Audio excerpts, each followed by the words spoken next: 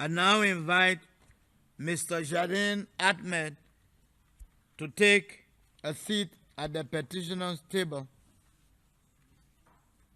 to be followed by Ms. Vanessa Ramos and Mr. Buela Lebib. You now have the floor, sir.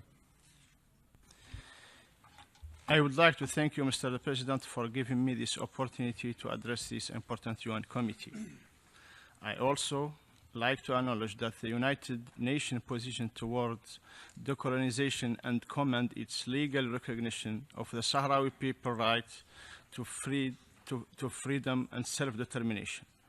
My name is Jeden Ahmed. I was born in 1968, 8 years after the United Nations General Assembly Resolution 1514 of December 1960. 5 years after Western Sahara was placed on the list of non-self-governing territories, 1963. 7 years before Moroccan invasion and military occupation of Western Sahara on October 1975.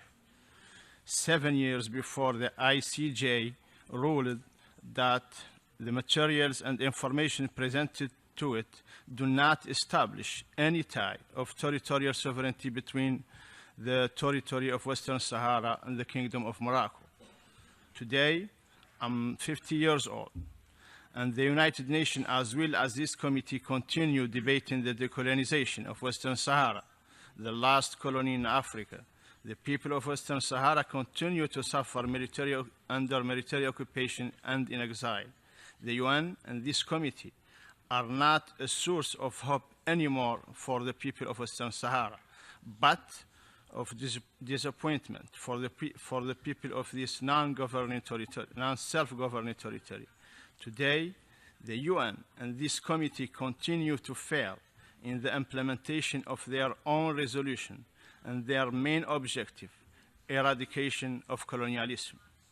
Mr. President, the United Nations General Assembly Resolution 1514 of 14 December 1960, Declaration on the Granting of Independence to Colonial Countries and the People, is a landmark document with regard to the right to self-determination aimed to set guiding principles to put an end to colonization.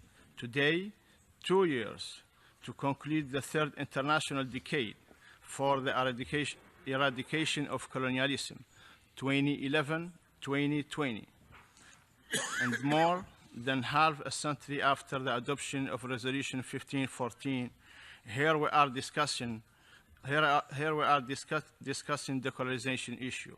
The people of Western Sahara are entitled to their inalienable right to decide their political future in freedom, to put an end to decolonization.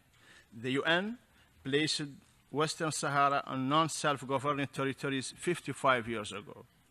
The International Court of Justice reaffirmed that right 43 years ago. The UN Assembly General 34/37/1979 deplored Moroccan occupation of the territory 39 years ago. The United Nations created its mission for the referendum in Western Sahara 27 years ago. The uncomfortable truth is that the decolonization process has not ended, and the United Nations and this committee are doing close to nothing to free Western Sahara from colonialism and military occupation. Mr. President, all of us in this room agree on one thing. Western Sahara is a colonized territory awaiting decolonization. Otherwise, there is no need to petition this committee. So when we talk about decolonization, we should not trick ourselves. I thank Mr. Jeden Ahmed for the information he has furnished to the committee.